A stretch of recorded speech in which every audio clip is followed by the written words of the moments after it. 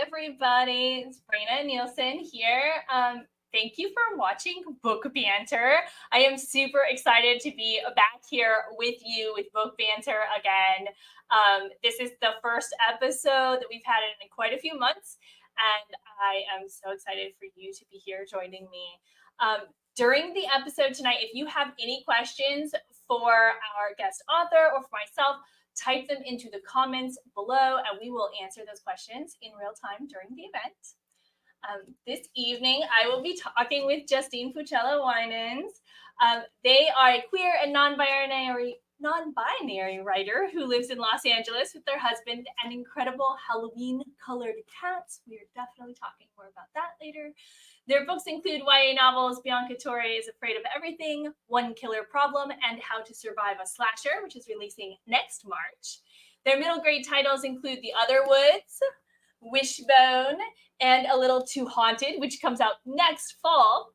When not writing queer, creepy, and funny fiction for kids and teens, they can be found training Brazilian Jiu-Jitsu, watch out, reading a lot of manga and webcomics, and actively avoiding real-life scary situations.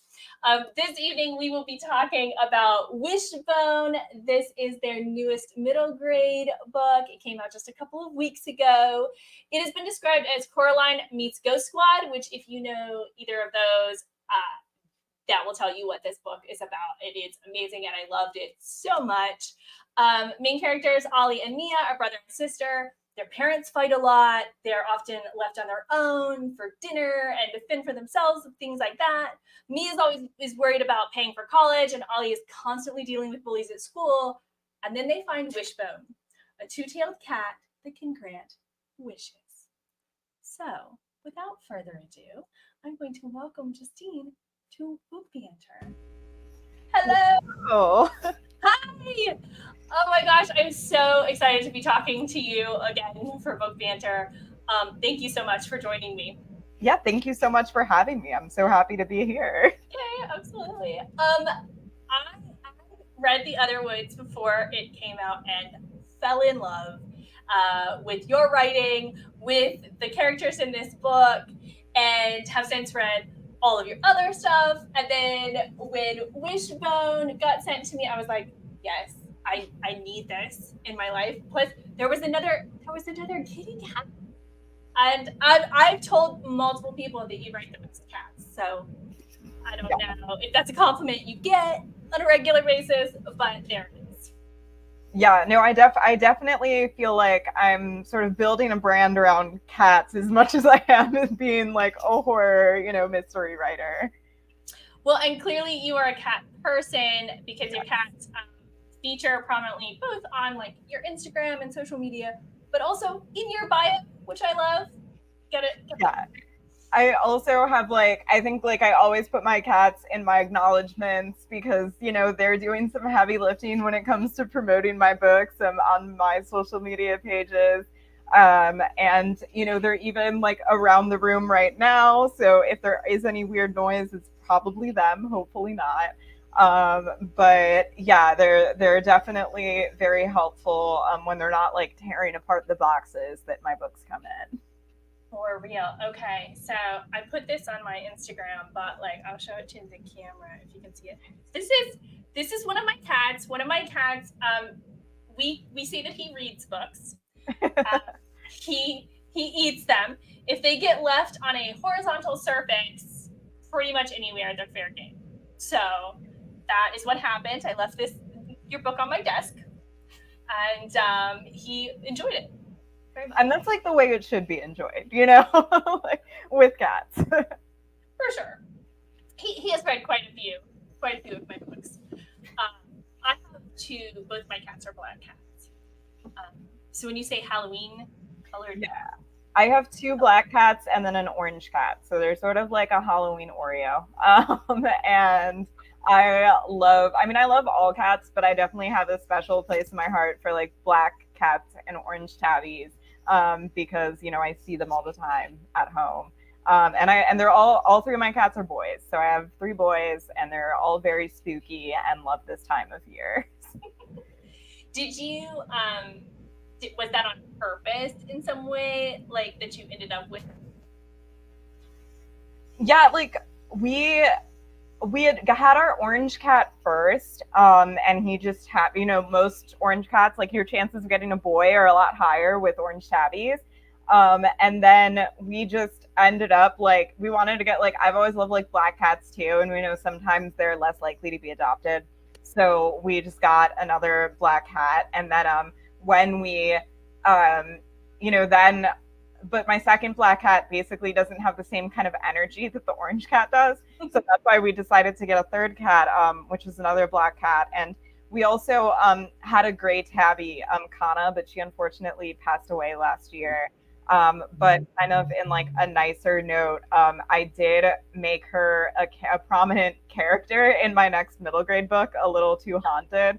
So it was my way to sort of like create a little memorial kind of like for her and give her a second life in that book. So I'm really excited to, share more information about that one too, even though we're talking about Wishbone today. But just like a little fun fact with the next one is like that does feature a character that is basically just my late gray tabby. More cats to look forward to. Love exactly. it. With our cats, the first cat we got, I just like called up the rescue place, filled out the forms, and they contacted me back and they were like, so the only cat that we have available, like I wanted them to be like under a year old. Mm-hmm. And it's like the only cat we have available is a black cat. And I was like, but the way they said it was like I was gonna care.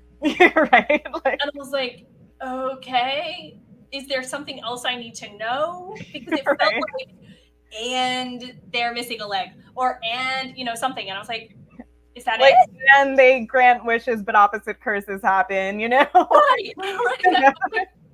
Okay, if that's it, I'm good. Like, right. It's just a cat, as far as I'm concerned. Like, I'll meet the cat. Let me meet the cat. So it did. She's great. Everything. And that was when I learned that black cats don't get adopted as often and get returned more. Yeah. That they actually like asked me some extra questions, because I guess some people will ask for a black cat because like they intended to use it in Halloween, like just basically like for nefarious reasons. Yes. Yeah. And I was like, that's horrible. They also said that you can't get a good picture of a black cat, which is not true. Well, it's harder. Yeah. But even bad pictures of black cats are like the best thing ever, because you just have like this like void with like two eyes, and I'm like, this is great. This is amazing. So yeah, I'm for everyone listening, black cats are great. If you want a black cat, adopt a black cat. They're basically like mini dragons. Like, they're great. They just disappeared. That's their like superpower, is that you can't find them. Yeah. My one cat has one little white spot, and that's it. And she will just literally disappear. Like, I don't know where she is. I will go all around the house looking for her. Don't know where she is. And eventually, obviously, she's just sitting there. And her cats are really good at that. Yeah. Yeah. Or it's like, then when you like shake a bag of treats, they will emerge from like wherever. This has come out of the woodwork. Yes, for sure. Okay, so let's talk a little bit about Wishbone. Right. So I often wonder when I read not just your books, but books that have like a fantastical element in them, but the majority of it is everyday life. Which came first? What's the idea that came first? Yeah, so I initially just came up with kind of the idea of like the magic cat, but like I wanted it to still be horror. So like, to have really bad sort of curses and creepy things start to happen.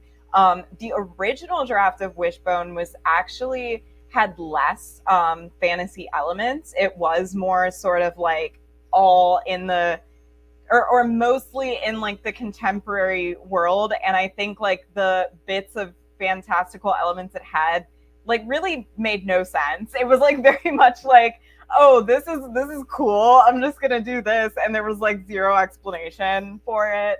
So as I was revising it with my editor, we sort of like added in a lot more of that fantasy world building and kind of creating more logic and making it to like an actual place rather than just like, oh, just the one fantasy place they go to find Wishbone and then like never return to, as it was in the first draft. So I did sort of have more of the fantasy world come in during revisions, but the initial idea still did have some magic in terms of Wishbone always had magic from like the first seed of the concept. It was really just sort of developing. In the book, there's a place they call the backward place because everything moves backward and is very spooky, creepy. And that sort of developed along the way after. I feel like the backward place had David Lynch vibes. Like it doesn't get I can see that. But if you know David Lynch, as you're describing him walking backwards and these backwards things, I was like, oh, I felt like I could see it because I was seeing like a David Lynch moment. That's great. So it was a little bit like you had their like real life story. I guess what is it? That's real life. It doesn't sound. That's not the right way to put it because the whole thing is your real life, right? They're living this fantastic. But it initially had more. I guess I could just say the location was really just Los Angeles area. And then it developed where it was like between Los Angeles and the backward place. I kind of loved how you set up the family life. The parents are just not even just sidetracked. It just feels like as an adult, like reading this book, they're just tired of it. Yeah. Each other, whatever it is they do in their day to day, like just all of it, just kind of at a boiling point with everything. And of course, the kids like feel that. The kids see that, they feel that, and that is where they are. And it trickles down into school life. But you did a really great job of like showing them at home and then showing their school life and then how that overlaps. I don't know where the question is really, but where did you like draw inspiration for that? Like how was that important to you? I mean, I will say, like, you know, I think there always is that kind of joke of like parents being absent in like middle grade and YA. But I do think there is kind of a realistic element in the sense of sometimes there is like a lot of emotional neglect with families and it's not even intentional. It is just sometimes of, you know, they are like both Ollie's parents work, they don't have a lot of money, there's a lot of stress, their like relationship isn't great, but they're sort of in a situation where they're still together anyway, and you know, it doesn't create the best environment in the house.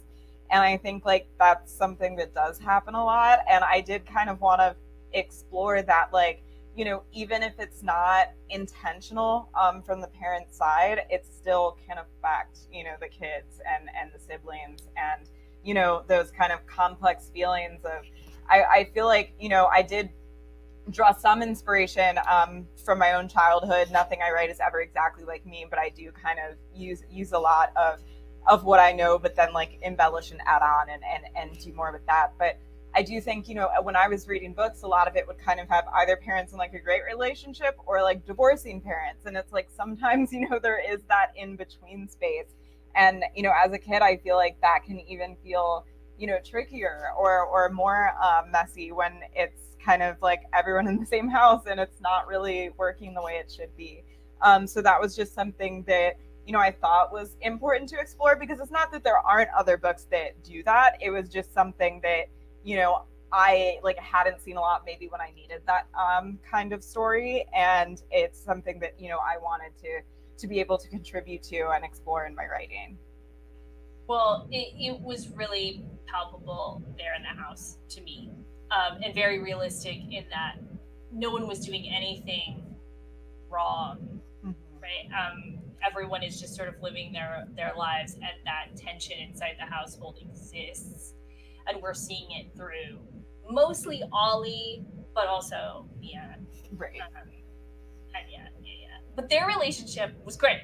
Like, Yeah. like Ollie and Mia are so great. They're brother and sister, right? And they're I don't remember exactly how many years I apart think they it's like 3 years yeah, about. because it's not too much, but they're definitely in different spaces. Yeah, definitely. And I'm not an only child. I have two siblings, so I really do enjoy writing like sibling relationships.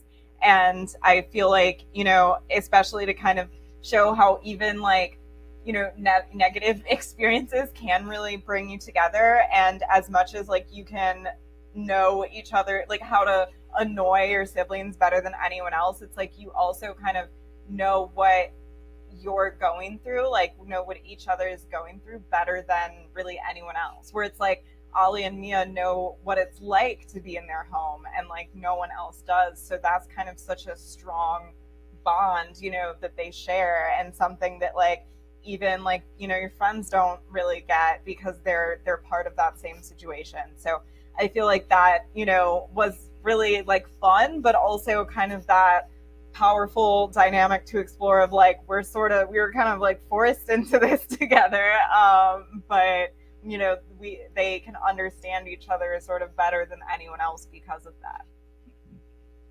So the book opens in the library, which I loved.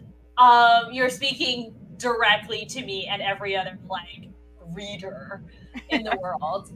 And also he's looking for representation. Yeah. Like he is a demi boy and he is looking for more just books like yours. So what I love is it's just very meta. That like first few pages very meta because there he's looking for just representation, not like dictionary definitions, and not Right. like a book like how to get in touch with your feelings or who are you, learn who you are, because he knows who he is, and that I truly loved. This is not. I was talking to somebody actually earlier today about your book, and they're like, "Oh, is it like a coming of age?" And I'm like, "No, because he knows who he is. He knows who he wants to be, but he's not. It seems as though he's not sure how to like let everyone else know." Yeah, and I think this is something that I come back to a lot, because before I was a writer, I was a reader, and especially like as a kid, I think I did really seek out connection and understanding of myself through books.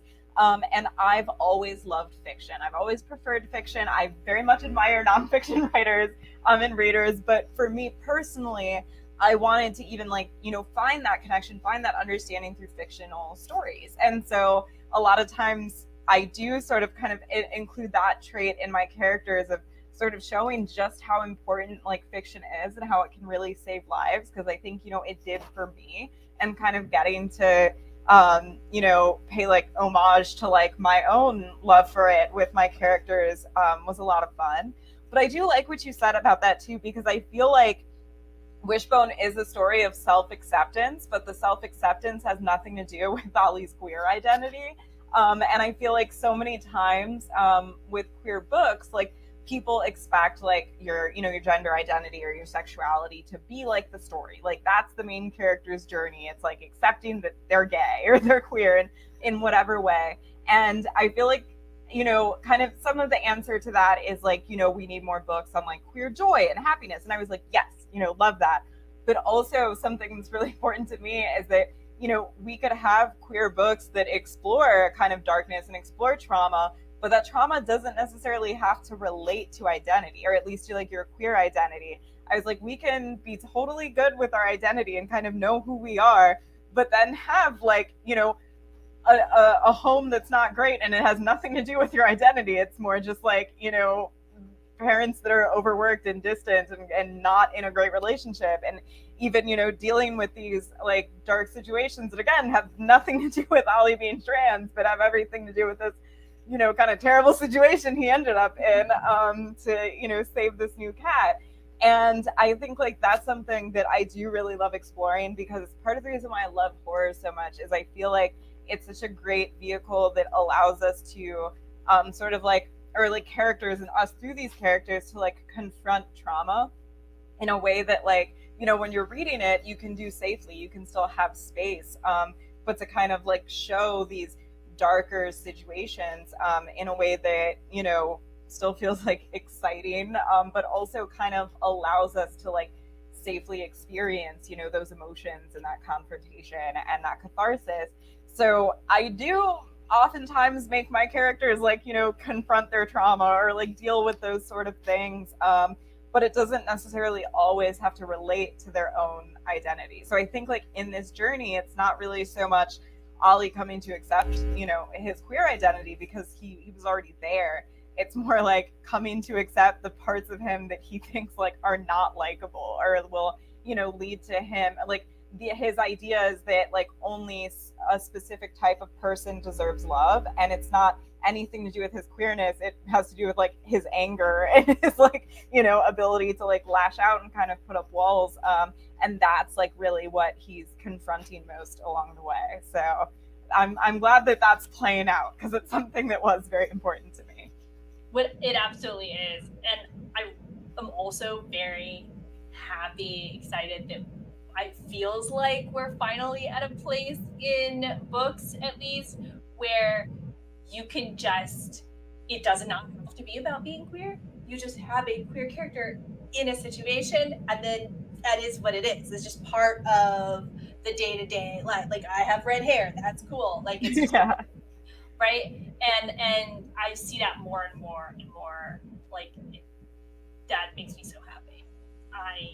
I can't properly explain, if you haven't been on the journey that I've been on, like how happy that makes me to like just see that, just to be able to read a book, and that's those characters. Right, and just to have like more variety in the types of stories that like we're allowed to publish, in the sense, because it's not necessarily that like there weren't queer writers writing these stories, but they really weren't, being published or promoted, at least in the sense where like you were able to have them on shelves, they were able to get into the hands of kids. So it's really great to see that there are like more types of queer stories where it's like, if you have someone that's interested in queer literature, you can be like, oh, what genre, what type of, but it's not just like the one thing. And also, I feel like a lot of times people want to like limit it and being like, oh, like this is great for like queer kids, and it's like, but a lot of queer books are great for all kids, like it's a lot of times it's just a good story, regardless of the character's identity. And I feel like it just as much as it is important to read from perspectives that are not your own and characters that are outside of your identity, like is as important as it is to have that representation for kids that share those identity traits. It's also just like there might be other things that they relate to too, and like my books and in any queer authors, any marginalized authors books, there's more to it than just the identity, as important as it is to have that representation as well. Absolutely. Before they learn that Wishbone can grant wishes, their biggest concern about Wishbone is whether or not their parents are going to let them keep a cat. So they're hiding a cat in their bedroom. And okay, I thought this, I was like, okay, could my son hide a cat? Litter box and all. They had a plan. They had it under control, without me knowing. We have cats, so it wouldn't be a big deal. But if we didn't, like, could he like hide something? I'm not sure. I want to say no, but I don't know. Yeah, I mean, I think like a big part of it too is that Ollie's parents are kind of preoccupied with all the other things going on, that it's just something they didn't necessarily check on. And I like joke about it, where even like with my own cats, like my orange tabby, like no way you could hide him. Like he will meow, he will paw against the door. But then like my black cat Twinkle Pop, like he never like makes a sound. He's like content to pretty much sleep within the same two spots like most of the day. I'm like, you could probably easily get away with hiding him. Sometimes people that come over don't even know we have 3 cats. They just see the 2 and they assume that like that's it. So yeah, I was like, I feel like there, it actually could be fairly realistic. Yeah, in their situation, for sure. I also love, and this is it feels silly, but one of the first things that they wish for inadvertently is like is like a cat tree. And I also was like, would that be one of would that be what I would test it out on? I don't think it would. Most people are like, they would test it out on $1 million, which they're kids, so they don't test it out on that the first time. But, yeah, later, more like, you know, personal stuff comes up. But I do think like a big part of that kind of came from my like sort of like childhood experience and like not coming from a family with a lot of money, where it's like there can be like the simplest things that's just something that you're like, wow, like that is what I really want, you know, even if it's just like being able to like get a really cool cat tree for your cat. And I think like especially because like the two of them aren't necessarily being taken care of in the way they should, even if it's not like intentional from their parents, when they do come across like Wishbone, it's like this is like almost like their inner, you know, like little kids and ones coming out of like, oh, we can like take care of him and be able to kind of provide all of the things that they don't necessarily get for themselves. So I think that's why like the initial kind of thing is like, we're gonna get, you know, all this cat stuff, and then it sort of, once it's like actually proven to be true, kind of evolves into more of the things that like they really want, and those kind of like inner like secret wishes that they then explore. Right. I also love this is not, you did not invent this, but the pause. I kind of like between when you wish and when you get the wish. Yeah. There's like, even I'm like, the cat tree shows up, and then they wish for a couple of other things and nothing happens, and I'm like, oh, is that it? Like there's some other secret. They were like inadvertently saying it in the perfect way, or doing a thing when they said they wanted the cat tree, and then I'm like, okay, is this not going to work? And it gets me every time. Like I said, like this is not something that you've invented. You're using things. But every single time I see it, I read it in a book or I see it in a movie, I go, oh wait, maybe not. Maybe this is, I was on the wrong. Yeah. And while like I don't think this is necessarily just like a be careful what you wish for kind of story, I feel like the reason why those are so fun is kind of those like tropes that like never get old. Like it's such a great way to sort of create tension and just like the relatability of like really wanting something but then things just going wrong. I feel like, you know, is just really entertaining as well, and kind of the different like rules that you get to invent around that. So I feel like having that like element at least is something that was really fun to explore, and also that I never tire of. Like I feel like there's so many good kind of like wishes gone wrong stories. There really are, and it gives you like the couple of rules, but then you can play inside like how it goes wrong, what exactly goes wrong, all of that. It's just like, I'm on the right with you, because I have no idea how, Yeah. you know, if it's gonna go wrong in the beginning, and then when like the first thing doesn't go, okay, that's what we're doing, but like you still have absolutely no idea what the next thing is gonna be. Was it ever hard? Was there something that you thought like you were gonna make, that this is gonna be the next like thing that goes wrong, but then you had to change it? I honestly, like, I don't know if it was that hard, but I think the only reason is because I'm like such an outliner. So I like always have like a full synopsis of the entire plot written that I'll then like work on before I even get into like drafting the story. So there's definitely a lot of changes and revisions that were made, but I think like when it came to like the wishes and kind of like the curses that happened because of it, like those I was sort of used at, like I developed them as to like how to move the plot forward. So it wasn't like, oh, I'm gonna come up with these wishes and then sort of like build the plot. Like I really, as the plot was happening, then it's like, okay, what wish would like sort of fit in here, and what would work for where like the characters are in the journey. So I don't know if there was any wishes that really like needed to totally get overhauled or changed. I'm like, it's also so funny like in publishing, because to remember like some of the like revision process where I'm like, I've been working on like 2 books at least plus like since then, that I'm like, wait, what even happened when I was revising Wishbone? Like it seems so long ago, even though it wasn't. But Like, okay, so that there's a question. When did you finish Wishbone? Like, how long has it been? I wish I had a better sense of time. This is really embarrassing, but I do believe that like the in the time that I was actually writing it was probably like I think maybe I started like the end of 2022 and then was kind of revising it through like early 2023 to probably around that timeline. I think I remember I was working on this over the winter. So like that makes sense.